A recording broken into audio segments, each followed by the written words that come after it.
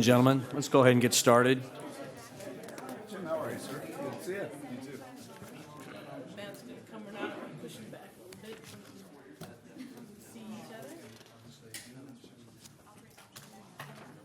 You're going to take a check from him?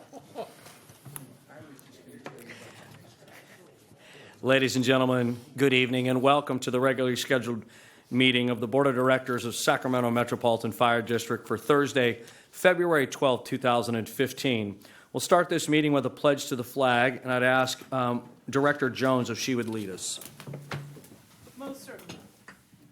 I pledge allegiance to the flag of the United States of America and to the republic for which it stands, one nation, under God, indivisible, with liberty and justice for all. Thank you, Director Jones. You're welcome. This open session meeting is videotaped for cablecast on Metro Cable 14 to replay on Saturday, February 14th, Valentine's Day. That's just a reminder. For 2015 at 1 p.m. and Monday, February 16th, 2015 at 6 p.m. on Channel 14. And webcast at www.sacmetrocable.tv. The open session meeting is also available for viewing on the district's website, www.metrofire.ca.gov. At this time, we'll allow public opportunity to discuss matters of public interest within the district's jurisdiction, including items on or not on the agenda. Madam Clerk, do we have any? There are no speakers this Thank evening. you very much. We'll now move to consent. Do I have a motion for Mr. Chair, I so move consent as listed. first? I'll second it. And we have a second. I have a question. And we have a question before we take a vote. Sorry about that, Mr. Chairman. Just a quick question. On the bid award for the modems and antennas, I'm assuming that, I understand the low bid to, I guess it's Tesco. Does that include comparable warranty and maintenance in terms of the product? Okay, let's have that. Captain, if you'll introduce yourself for the audience. Yes, good evening, directors, Captain Wagaman, Metro Fire Communications Division, Chief Wells, good evening. Yes, it does include that as well as a 5-year warranty. Very good. I just didn't see that in the proposal, and I just want to make sure. Thank you very much. You're welcome. Since we have Captain Wagman up at the podium, he's doing a phenomenal job for us, and I'd like to recognize him publicly. The man works about 26 hours a day. Thank you. Thank you, Chief. Outstanding. Thank you, Captain. Thank you very much for that clarification. I'd also like to point out that on tonight's consent agenda, we are also signing accommodations for nearly 40 field staff and others, and that represents hundreds and hundreds of years of experience that are retiring from this institution. That institutional knowledge will take hundreds and hundreds of years to gain back. And so it's kind of with a heavy heart that we go through consent tonight and we sign these resolutions later on this evening. But I just wanted to make mention of that before we take a vote, that in consent this evening we actually have a good majority of folks that represent, like I said, hundreds of years of experience. And I and I'm sure my colleagues wish them the best in retirement and safety as well. So with that, let's call the roll for consent, please. Director Monk, Aye. Orzali, Aye. Scheidegger, Aye. Wood, Aye. Kelly, Aye. Jones, Aye. Barnes, Aye. and Gould.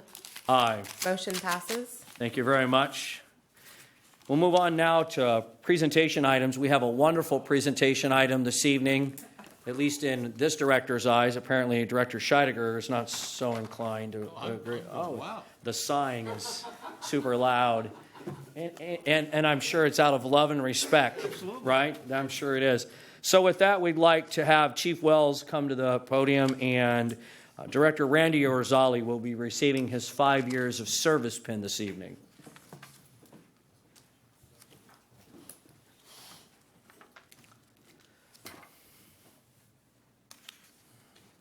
I knew this was going to happen. It's not chief-proof here. But, all right, we'll use this one. 5 years of service tonight is being recognized to Director Orzali as a board member. And public service to the community And to the men and women of Metro Fire, and outstanding. We're very pleased to present you with your collar lapel pin of 5 years, and outstanding service to us. Thank you, sir. Thank you.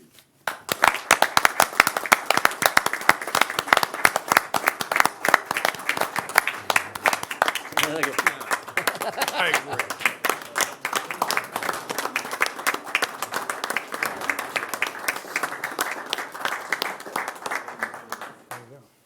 Thank you so much. Thank you, everyone. Couple things. One, Einstein's theory of relativity is based on exactly that. The perception of time is all relative. And from one perspective of mine, this has been a very brief 5 years and a phenomenal period of time in my life. From another, it's been a little longer than 5 years, mostly because of Jack Scheidegger, but I try. with that, I can't tell you how honored I am to be part of Metro Fire, a tremendous organization with incredible people, and it is a tremendous privilege for me to be here. So thank you very much. Thank you.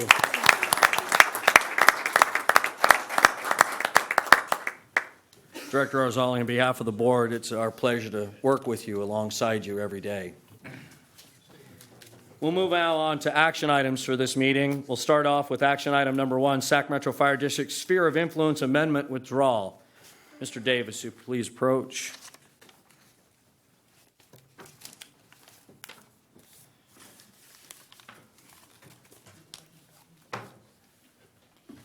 Directors, Larry Davis, Chief Development Officer. This item before you is a request to process a withdrawal of our sphere of influence amendment that we submitted back in December.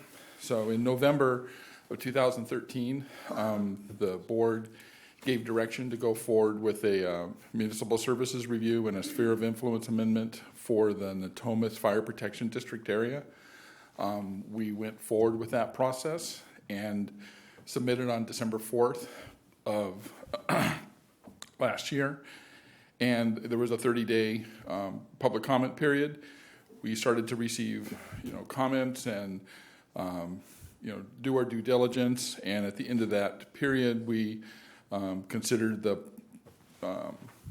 SOI to be premature at this point, and we now need to direct LAFCO to withdraw the SOI application, and we will subsequently go forward with a updated MSR, but separate from the sphere of influence amendment application.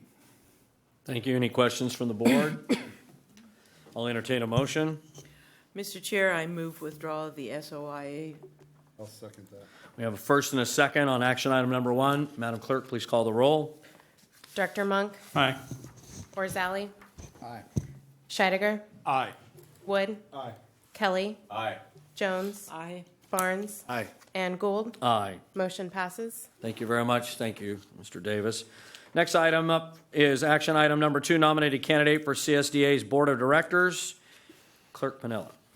Good evening, directors. Before you this evening, you have an opportunity to nominate a director for the California Special Districts Association. They're currently accepting nominations for their Sierra Network Seat C. This term will be for the remainder of the 2015-2017 term. And Metro Fire is able to participate as an independent special district that is in the Sierra Network. And we are eligible to nominate either a board member or a managerial employee. The deadline for receiving nominations is March 31st, 2015. And I'm happy to answer any questions that you may have. Thank you very much. Members of the board, making a nomination. Who's not here? Let's nominate them. Go ahead, Director Monk. Yeah, having just returned from the leadership conference, I respect the effort that our former director put into the CSDA's board and would like to volunteer service to continue so that Metro Fire is represented as an independent special district for that effort. Okay. Any other members of the board wishing to discuss this item or make another nomination? Mr. President, I have a point of information question. Thank you. Go ahead. Is this an automatic replacement for Director Pearson, or is this part of the a new election process for the seat? It's a replacement. It is a replacement for his seat. However, they are accepting nominations, and there will be an election process. Okay, so it's not that Metro Fire doesn't have the slot for the next 2 years. We begin to participate. Correct. It is not automatic that Metro Fire's nominee will be elected. Okay, thank you for that clarification. Thank you, Director Jones. Any other questions? Mr. Chairman, if it requires a motion. It does. At this time, I would move that Director Monk be our designee to run for that slot. I'll second that. Okay, we have a first and a second on the nomination of Director Monk for the candidacy of CSDA's Board of Directors pursuant to a nomination in the future. Any other questions or comments? Madam Clerk, have we covered everything relative to this action item on your behalf? Yes. Okay, let's please call the roll. Director Monk? I accept. Orzali? Aye. Scheidegger? Aye. Wood? Aye. Kelly? Aye. Jones? Aye. Barnes? Aye. And Gould? Aye. Motion passes. Thank you very much. We'll now move on to reports. I have nothing to report at this time. We'll move on to Chief's report. Chief Wells. Good evening, directors. Tonight I'm going to report out a little bit about something you might have saw on the news, Medic 25 on Monday morning. I wanted to just bring the Board of Directors up to speed on that as terms of, I would like to say publicly that our crews had a very fast action and alleviated a very unusual issue. We had an ambulance engine fire essentially in the ambulance bay of Medic Station 25. They came back from a call early morning hours, came outside about a half hour after they'd been in quarters, and took care of business, got the pertinent vehicles outside, got their stuff together, safely entered and put the fire out in a way that saved the agency a lot of further damage. With that being said, this is covered under both property and vehicle insurances. $2,000 for property and $3,000 deductible on the vehicle. So my initial thoughts on this were, it was a reserve medic, and so it's always better to have the old one than the new one. But quite honestly, our vehicle maintenance program, all of our vehicles are moved through the system to equally impact them, so they're all very valuable. So the good news about that is our insurances will cover that, $2,000 and $3,000 deductibles on property. And in that, we have medical supplies that, we lost in excess of $6,000 inside the ambulance itself. And then we had restoration company services to clean up the station. The ducts, the carpets had to be cleaned, and the exterior needed to be pressure washed, and the painting had to be resealed, et cetera, in the app room. The good news is, I think, literally the fast action and aggressiveness of our men and women that normally are doing it outside of our property, which is the way we would like it. But they acted very quickly and effectively mitigated that, and I think we had a great job from the PIO and everybody on scene to message that, and I just wanted to bring you up to speed on what the damage was. So if you have any questions, we would love to entertain those. Questions for the chief on Medic 25's demise? Reserve Medic 25. Reserve Medic 25's Medic 25 is demise. sitting there in fleet probably going, wow, I'm glad I wasn't there. One question. Yes, sir. We were inside the 4-minute response time? You know what? That's going to make our average very good. Yes. On top of that, just holistically, without the specific dates, I actually had a meeting downtown with Assembly Member Ken Cooley on a variety of issues, very good discussion. We've spoken, I went out and spoke to the new city manager, Brian Nakamura from Rancho Cordova, and very good discussion. He's relatively short in his position as well, so we had a good opportunity to have a discussion there. I've got a meeting coming up with there's a lot of newness in the region, the new Nevada Yuba Placer Ranger Unit Chief from CAL FIRE. And that area, it's a long ways from here. His office is in Auburn, but we have to understand the northern border right up on Engine 26 and Battalion 5 up in that area, and Dry Creek is one of their stations, 100 right across the border. We actually run a lot with them, a lot of calls, so it'd be good for us to have a good working relationship, which I'm anticipating. Yesterday, I spent the entire afternoon with the entire city council, the mayor, the police chief, and the city manager of the city of Citrus Heights. Very good dialogue, discussion. We're going to be starting back our 2x2 meetings with them that we have not had since 2011. Great initial discussions, and we've had a great working relationship with them for a long time, and we'll continue to do that, and those were great. I met with the Joint Terrorism Task Force Executive Council meeting. We're still involved in Homeland Security issues. Chris Quinn's doing a great job in that, by the way, as our primary lead. We've been ongoing with Meet and Confer with our partners in labor. We've had Meet and Confer sessions in the last week, and we have some coming up. And then the mid-year budget meetings are scheduled. I know our Finance Committee report this today alluded to some of our numbers to the mid-year, but we're going to be scheduling with staff, the budget officers, and the local reps from 522 on the 23rd of February and then the 25th. To get that process going, and we'll be reporting our mid-year numbers the first week of March, first board meeting, I should say. Outside of that, I've got a meeting coming up with the new County Board of Supervisor, Patrick Kennedy, next week, I believe, so we're meeting all the new folks.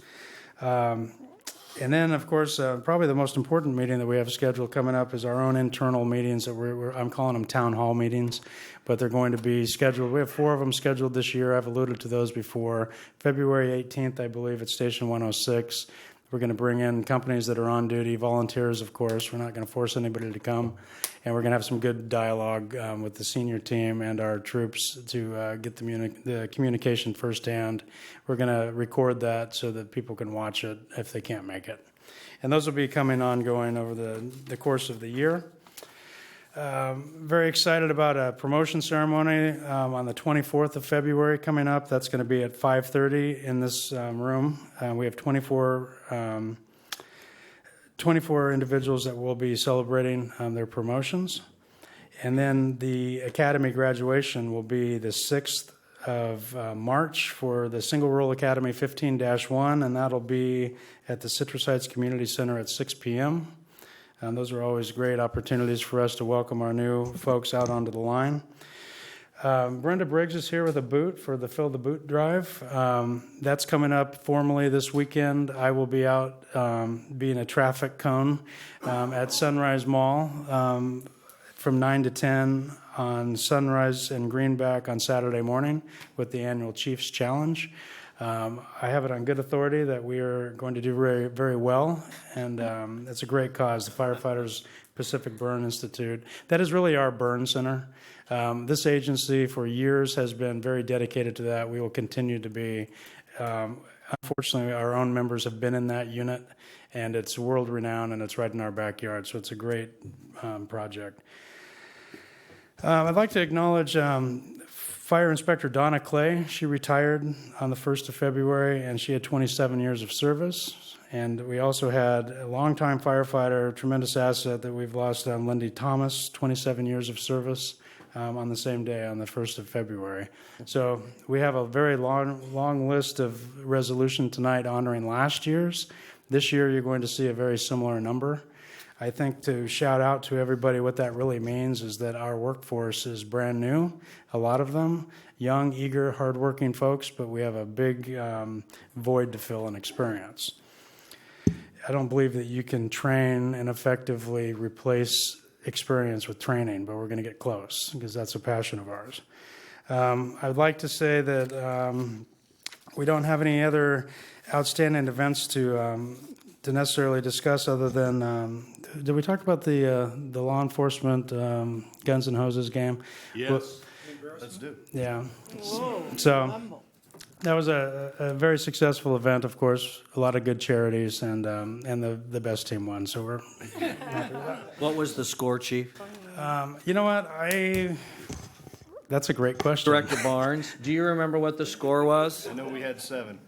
It was over after 5 seconds, put it that way. I would like to say I got the opportunity to sit with Let me get out of the way. Yeah, Director Scheidegger, and it was a great, very well attended event and a great game. Actually, it was a very exciting match. So, anyway, if you have any further questions, otherwise that concludes my report. Thank you, Chief. Chief Taylor? Good evening, Directors, President Gold, Chief Wells. Darren Taylor, Deputy Chief of Operations, here to give you the operations report from our last board meeting. Before I give you the numbers, I'd like to say a couple things. I think Chief Wells shorted Captain Wagman on his hours. It's actually 28 hours in a day. Labor leaned over to me and said that's not really good labor hours, so we need to probably work on that a little bit. Wow. I would also like to say at the Guns and Hoses, it was actually over after the first second. It was the actual leading kickoff. Boom, got the ball over with. Correction, Chief, we needed the extra point to win. Exactly. So congratulations to Fire on that. Better luck next year for law enforcement. You're now one of us, though. Sorry, Director Barnes. That's okay. So with that, our numbers, 5,615 total calls since January 22nd. We've had 27 working structure fires. They've actually had one working wildland fire, but that doesn't really go, kind of, I think we all know that based off of the drought, what's going on. Our staff has logged 3,515 training hours, so very proud of them for that. They've attended 19 public education events. They've started the inspection program again, so they've done 13 inspections and 14 re-inspections. This EMS calls, we've had 4,581 dispatches, 3,446 transports with a 75% transport rate. AMR actually had some calls in this last 2 weeks with our partners. It's really great to see them supporting us. They had 6 dispatches with 4 transports with a transport rate of 66%. Viewership numbers, this is actually exciting. Viewership numbers, we had 3,485,091 and 91 local viewership. That's a dollar figure. It's about 265,000. But all of us know about the horse story that made the news.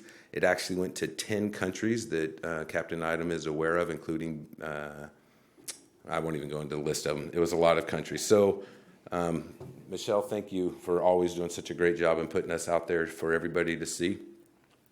So as the Deputy Chief, I will say I'm absolutely proud and honored at our training division. They took actual delivery of our first, what's called a Phase 1 fire behavior observation prop, which we all know is just a flashover prop.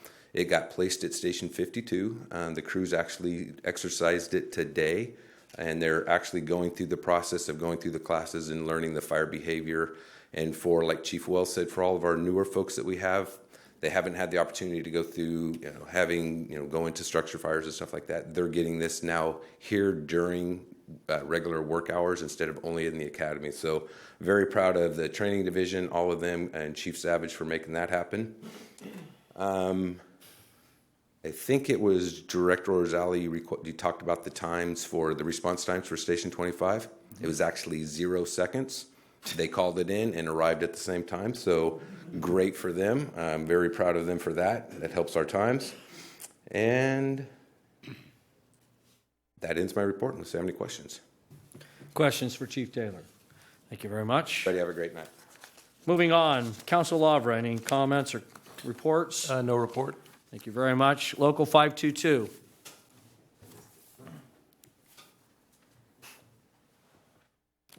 Good evening, Directors. Ty Bailey, Local 522.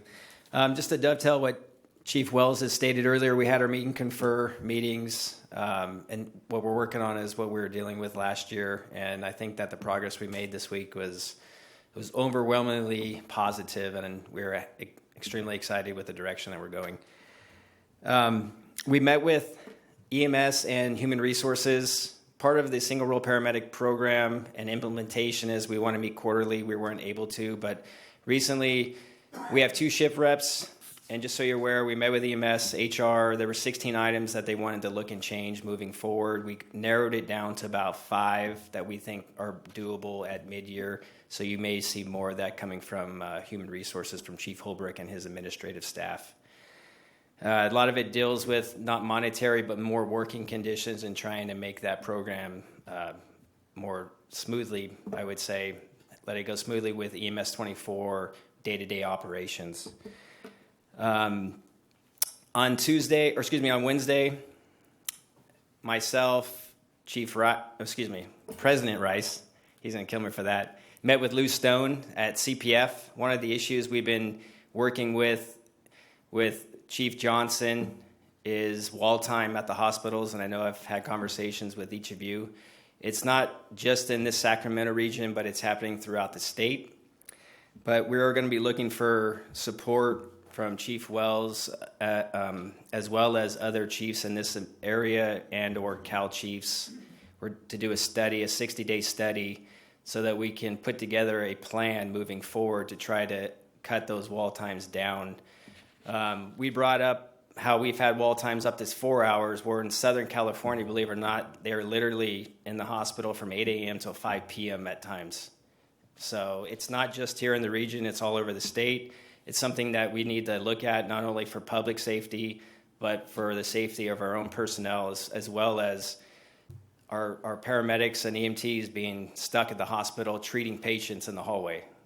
So the town hall meeting, it's scheduled on Wednesday, which is executive board meeting. I will do my best to be there. I know it's at 10 a.m., but I will be there. I want to support that. I think it's great to get out there and communicate with the troops that are, out there working day to day, and that way you're not only hearing from me and our directors and the local, but you can get a feel for what's out there. So I appreciate that, and that's all I have tonight, unless you have any other questions. Questions for Ty? Go ahead. Captain Bailey, I had a question on your study on wall time. Yeah. Are you going to take a look at that by facility? Are you going to try to delineate by facility what the relative times are? What we discussed, and I want to get together with Chief Johnson as well as Chief Clough, but we want to look at, what are the issues that's causing it? Is it the fact that there's not enough personnel at the hospitals? All the way up to, we used to have diversions, where now there is no diversion, so we bring our patients to whatever hospital that they request. The report that we want to have is what are the actual times, and so we can try to figure out what is causing it, and we can report that to the next level. So Hopefully give us something to deal with and focus on. yeah, we discussed lots of ideas, and we've been giving from the hospital association what they feel is causing it, but we want to really work with EMS and figure out a solution to the problem, so that in 60 days from now we can say, hey, this is what our ideas on how we can fix this, and if not, then we're going to go from there. Good luck.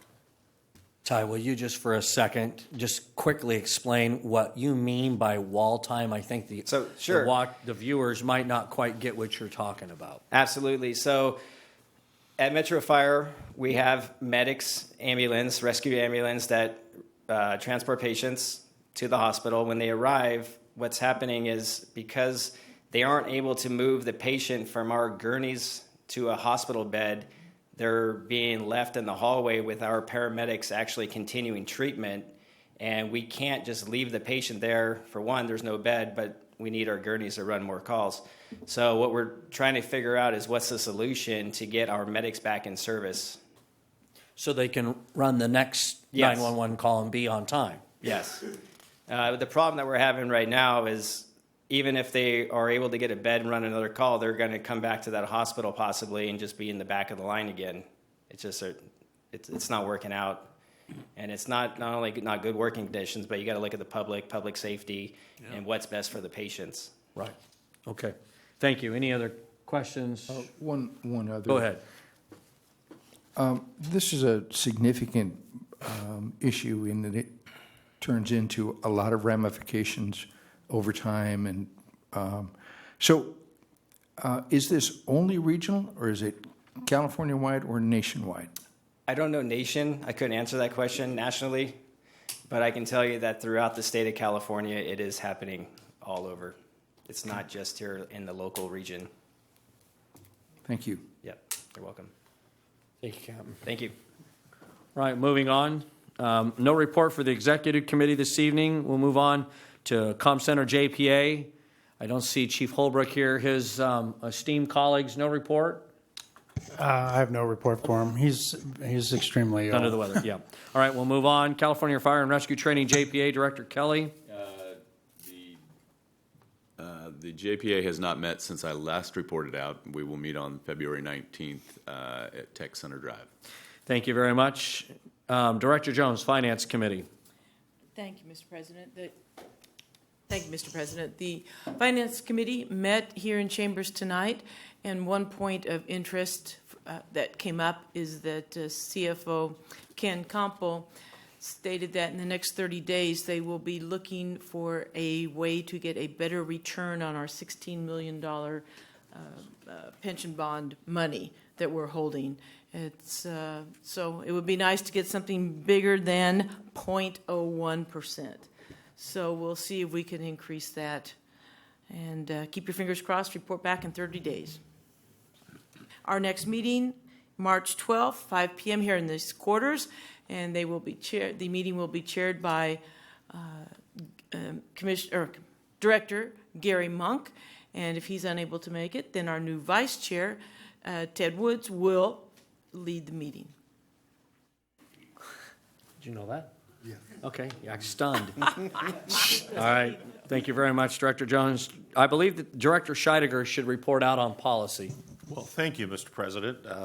I'm excited to say that the next Policy Committee meeting will be held here on February 26th. Thank you very much. All right, any other questions or comments? I'm going to leave the director's questions and comments till after we come back from closed session. So I'm sure these individuals would like to go home. I hear several of them coughing and fevers have kicked in, so we'll let them all go home. But at this time, we'll go into closed session, and then we'll come back out. Thank you very much.